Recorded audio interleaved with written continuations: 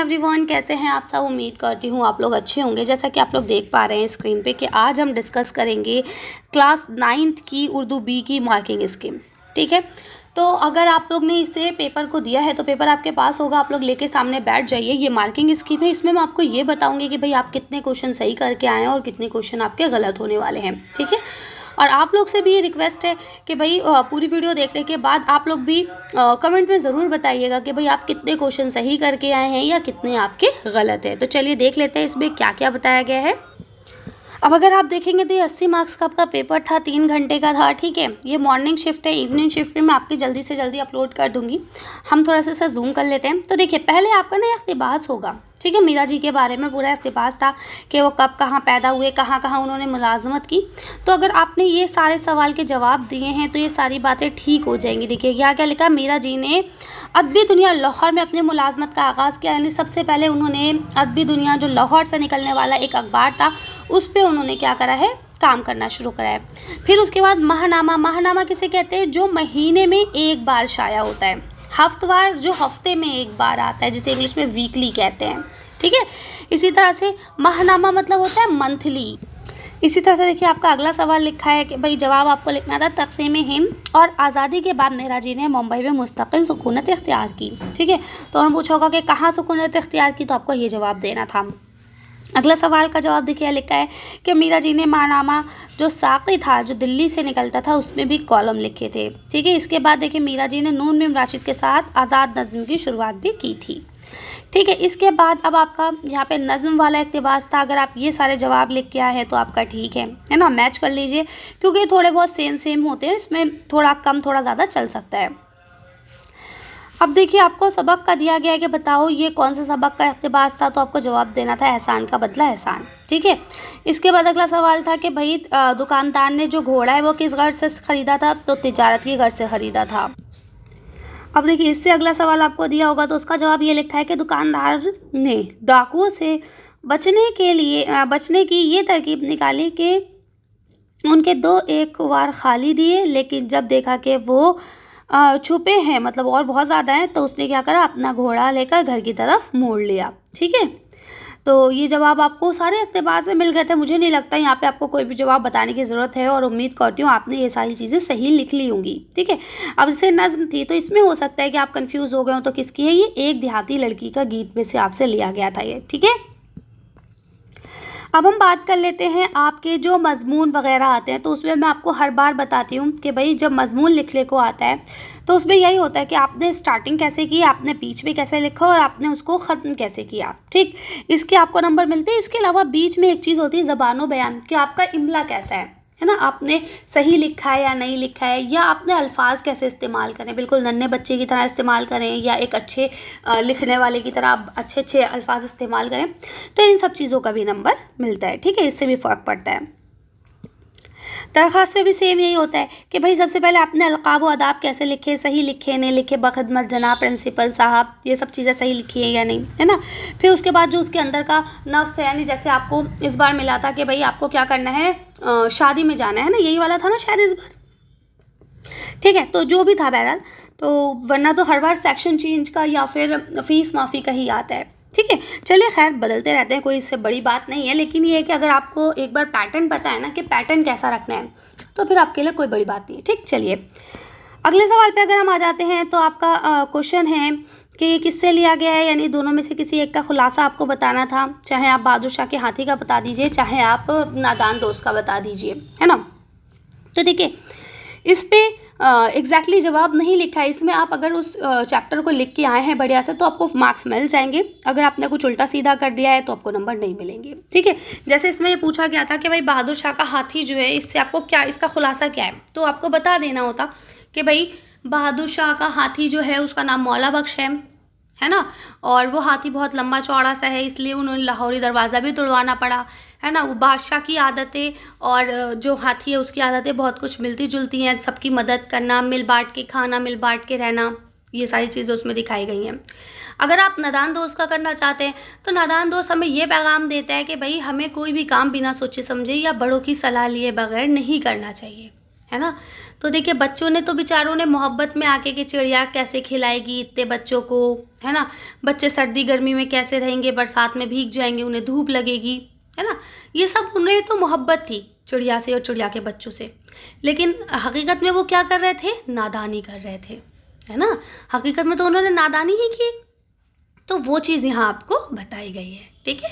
तो आप इस तरह से लिख सकते हैं। तो देखिए यहाँ नोट में लिखा हुआ भी है, तलबा अपनी सलाह जो भी आपकी सलाहियत है के मुताबिक खुलासा या फिर पैगाम लिखेंगे, ठीक है। और जो आपके टीचर हैं उनसे गुजारिश है कि ज़बान, कवायद, जुमले की साख और इन सब चीज़ों पे, अंदाज़े बयान पे खुसूसी तवज्जो दें। यानी कि आपने लिखा कैसे है, आपका स्पेलिंग ठीक है ना, जुमले आपने ठीक बनाए हैं या नहीं बनाए हैं, ग्रामर का सही से इस्तेमाल किया है या नहीं किया, ये सारी चीज़ें आपके टीचर आपको देखेंगे, उसके बाद आपको नंबर मिलेंगे। अब देखिए अगला जो सवाल है वो आपकी नज़्म से है, ठीक है। तो यहाँ पे जो सवाल था वो ये था कि भाई कभी झूठ मत बोलो, है ना। ये इस तरह से ही था कि भाई कोई बात हो जाए, कोई गलती हो जाए तो उसे आपको छुपाना नहीं है, ठीक है। तो क्या है सच बोलने का क्या मतलब है, तो देखिए सच बोलने का मतलब ये है कि अगर आप सच बोलते हैं ना तो कभी आप फंसते नहीं हैं, लेकिन अगर आप झूठ बोलते हैं तो एक झूठ को छुपाने के लिए आपको 100 झूठ और बोलने पड़ते हैं, ठीक है। तो आप फंसते चले जाते हैं।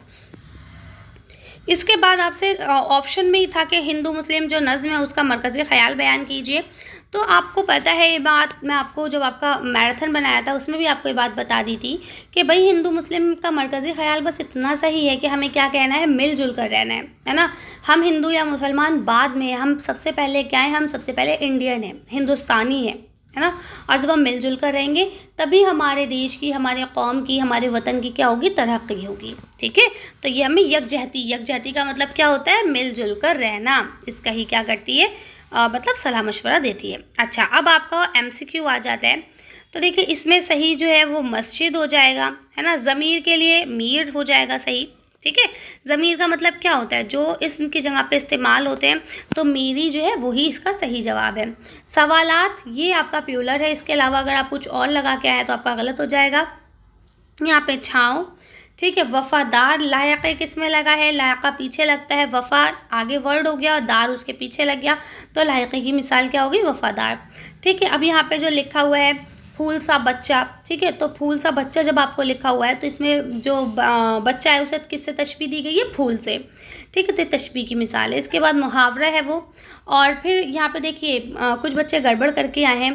तो देखिए मैंने आपको बताया था साक़े आगे लगते हैं और लायक़े पीछे लगते हैं, है ना। तो अब यहाँ पे पूछा गया साक़े की क्या मिसाल है, तो अब देखिए यहाँ पे लिखा काबू, काबू एक वर्ड है, उसके आगे हमने बे लगा दिया तो क्या हो गया, बेकाबू, ठीक। तो इसका सही आंसर बेकाबू है। बाकी बच्चे कुछ उल्टा सीधा लगा के आए, वो ऑप्शन सारे गलत हैं, ठीक है। अब अगर हम बात कर लें मुहावरों को जुमलों में इस्तेमाल करने की, तो देखिए यहाँ पे जो आपको मुहावरे दिए गए, चेहरे का रंग उड़ जाना। चेहरे का रंग उड़ जाना मतलब क्या होता है, किसी चीज़ को देखकर डर जाना, है ना। गलत काम करने के बाद अगर कोई आपको पकड़ ले तो आप डर जाते हैं, तो उसका मतलब है चेहरे के रंग उड़ जाना।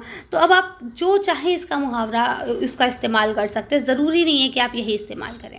भीगी बिल्ली बनना, भीगी बिल्ली बनने का मतलब भी होता है कि वैसे तो सबके सामने शेर बनना, किसी से डर के उसके सामने भीगी बिल्ली बन जाना, है ना। टस से मस ना होना, यानी अपनी ही बात पर क्या होता है, अड़े रहना, ठीक है।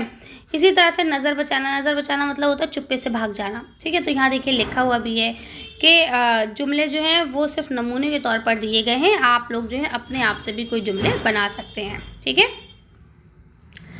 अब हम बात कर लेते हैं सवाल जवाब की। तो देखिए यहाँ लिखा है, पहला सवाल था आपका कि जानवरों को बीमारी से बचाने के लिए क्या किया जाता है। तो ये सवाल मैंने आपको पढ़ाया भी था और बताया भी था कि बेटा ये सारे सवाल इंपॉर्टेंट है, 8-10 टोटल मिला के सवाल होते हैं, वो सब आपको पढ़ लेने चाहिए थे, है ना।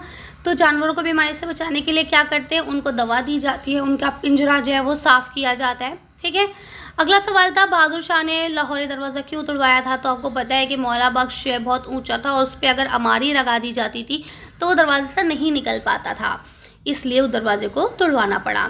अगला लिखा है कि चिड़िया के अंडे जो थे वो घोंसले से किसने गिरा दिए थे। तो वो चिड़िया ने ही गिराए थे। क्यों गिराए थे, क्योंकि बच्चों ने उन्हें छू लिए थे और वो गंदे हो गए थे, ठीक है।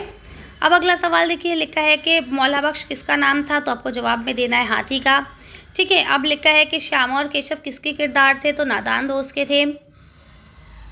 अगला सवाल देखिए, यहाँ लिखा है कि भाई घास ने जो है वो पौधे से क्या शिकायत की थी। तो मैंने ये क्वेश्चन भी आपको बताया था कि भाई घास पौधे से कहता है कि हम दोनों का सब कुछ सेम है ना, ज़मीन सेम, पानी सेम, रोशनी सेम, खाना बनाने का तरीका सेम, लेकिन फिर भी लोग तुझे तो संभाल के रखते हैं और मुझे उखाड़ के फेंक देते हैं, ये घास ने कहा था। तो उस पर पेड़ ने ये जवाब दिया था कि भाई हर कोई उस चीज़ को पसंद करता है जो आगे जाके उसे फ़ायदा पहुँचाए, है ना। जो उसे फ़ायदा नहीं पहुँचाता है लोग उसे पसंद नहीं करते हैं, ठीक है। और क्या है, मैं बड़ा हो जाऊंगा तो मैं क्या करूंगा, पेड़ बनूंगा, फल दूंगा, है ना, इसलिए मेरे ऊपर इनायत की नज़र है। तू तो कुछ नहीं देगा, इसलिए तेरे ऊपर इनायत की नज़र नहीं है। इसी तरह से अगला सवाल आपका था कि इज़्ज़त के काबिल कौन सा इंसान है। तो आपका जवाब हो जाएगा कि भाई वो इंसान जो दूसरों के लिए भलाई का काम करे, अच्छाई का काम करे, वही इज़्ज़त के काबिल है। अगला सवाल देखिए, यहाँ पे लिखा हुआ है क्योंकि उसे अपने माँ बाप की याद आ रही थी। हाँ, इसका क्वेश्चन था कि लड़की गमगीन लय में क्यों गा रही थी। तो इसका जवाब क्या हो जाएगा, क्योंकि उसे अपने माँ बाप की याद आ रही थी, ठीक है। यहाँ पे लिखा है कि गलती हो जाने पर छुपाना नहीं चाहिए बल्कि अपनी गलती का इकरार करना चाहिए। बिल्कुल ठीक बात है। तो वही वाली बात होगी कि भाई गलती हो जाने पर उसे छुपाना क्यों नहीं चाहिए। इसके बाद देखिए आपका क्वेश्चन था कि एक पौधा और घास का शायर कौन है। कुछ बच्चे इसे गलत करके आए हैं। इसका सही आंसर इस्माइल मीरठी है, ठीक है। चलिए, तो ये रहा आपका मार्किंग स्कीम। उम्मीद करती हूँ यहाँ तक आपको सब चीज़ें क्लियर हो गई होंगी। अब आप लोग से रिक्वेस्ट ये है कि वीडियो को ज़्यादा से ज़्यादा अपने फ्रेंड्स के साथ शेयर करें, लाइक करें, ठीक है। और आप लोगों का कैसा रहा पेपर, कितने मार्क्स आने की उम्मीद है, ये कमेंट में ज़रूर बताएं, ठीक है। मिलते हैं नेक्स्ट वीडियो में। Thank you for watching.